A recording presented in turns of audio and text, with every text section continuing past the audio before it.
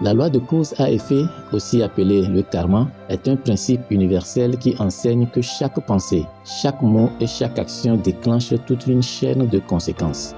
Rien n'arrive par hasard. Toutes les expériences sont le fruit des graines que nous avons semées. Dans cette série, nous explorons des histoires vraies de vie transformées par des leçons karmiques.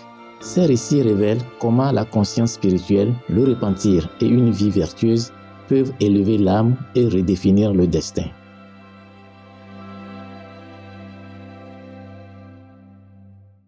Aujourd'hui, nous entendrons Madame Hai, une femme de 85 ans, nous raconter ce qu'elle a vécu. Après le décès prématuré de son mari, Madame Hai a vécu seule dans un village rural de la région du delta du Mekong en Olac, aussi appelé le Vietnam. Madame Hai a raconté qu'autrefois, la vie était extrêmement difficile pour le couple. Pour gagner leur vie, ils travaillaient dans les rizières et élevaient des animaux personnes, dont une très grosse truie personne pesant près de 260 kilos. Puis un jour, quelque chose d'étrange s'est produit. Nó đẻ con là nó 13 vú mà nó đẻ 17 con nó cũng nuôi được hết trơn. Rồi có con nó ngộp có ổng nút miệng nó này kia nọ cái nó không sống không để lên. Tới sáng nó sống lại cậu. Nó có cái quyền diệu vậy.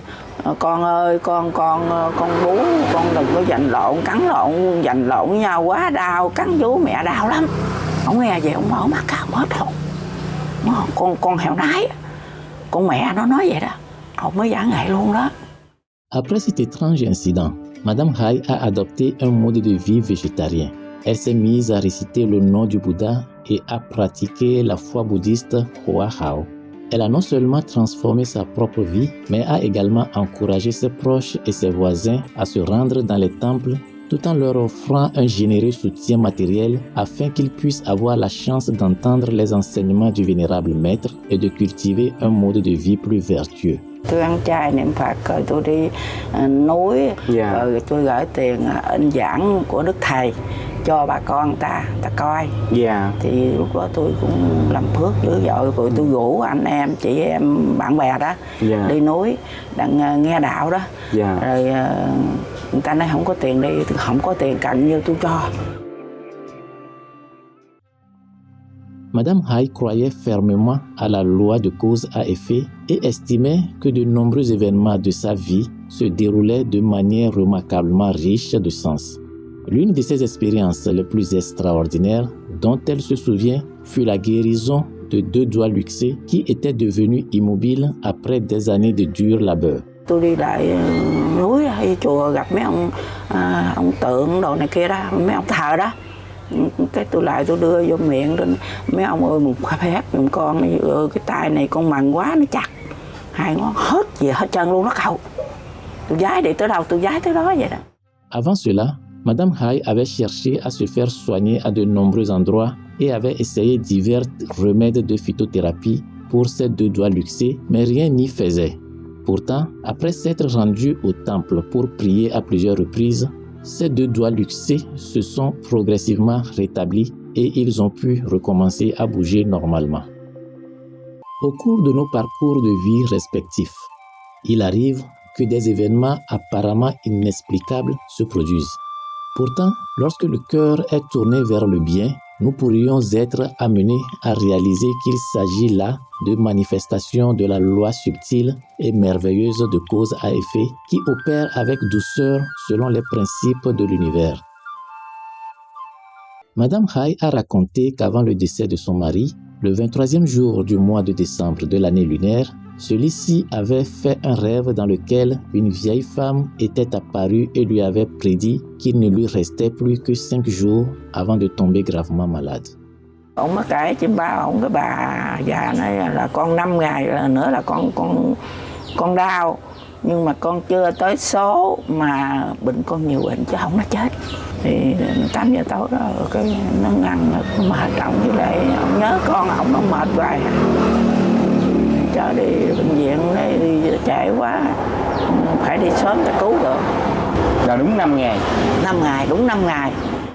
Après ce rêve prophétique, Madame Hai est effectivement tombée gravement malade 5 jours plus tard. Bien qu'il ait été amené à l'hôpital pour y recevoir un traitement intensif, environ 2 mois plus tard, il ne s'était toujours pas rétabli et est finalement décédé. Une autre expérience miraculeuse dans l'histoire de Madame Hai trouverait son origine dans l'espace dédié à l'hôtel familial. Sa famille vénère un esprit sacré connu sous le nom de Dame Ancêtre, Baatoko. Une fois cet esprit aurait utilisé le corps de Madame Hai pour communiquer avec un enseignant spirituel afin de confier Madame Hai à ses soins sur le chemin du développement spirituel.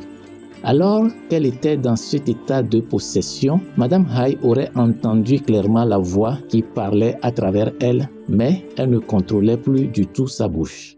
Rồi cái sao mà nhập vô mình tôi khóc, cái khóc, nói ông đạo, cái ông hết hồn chứ, lúc đó lỗ tai nghe, mà cái miệng người ta khiến nói mình cản không được. Tôi gửi cho ông đạo, ông dẫn dắt con cháu tôi tu hiền. Après cet incident étonnant, Madame Hai s'est rétablie de sa maladie et est aussi passée à des offrandes exclusivement végétariennes au sein de son foyer. Elle pria un jour devant l'autel ancestral en disant que si ses ancêtres étaient vraiment sacrés, elle lancerait les os de divination 3 fois de suite, ce qui signifiait qu'elle souhaiterait obtenir le même résultat les 3 fois, et que si cela se produisait, elle passerait à des offrandes exclusivement végétariennes. Le résultat des 3 lancers fut cohérent et de bon augure.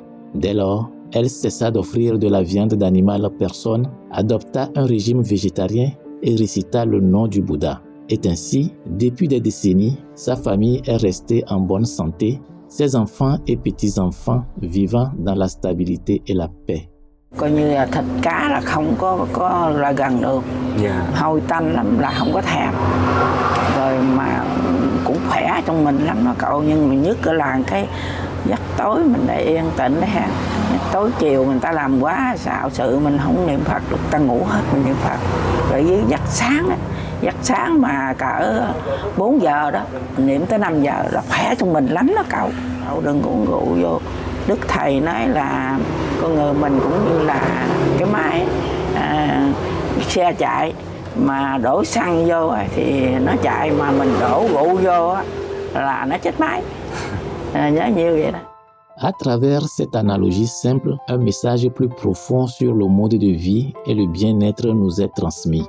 Le corps humain peut être considéré comme un véhicule où ce que nous consommons affecte directement son fonctionnement. Par conséquent, l'alimentation végétarienne favorise une vie saine et équilibrée, tandis que la viande d'animal personne peut perturber l'équilibre naturel du corps.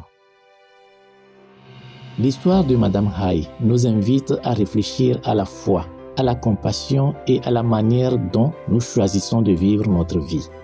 Que ce soit à travers la croyance ou l'expérience personnelle, elle nous rappelle l'importance d'être bienveillant et de respecter tous les êtres vivants.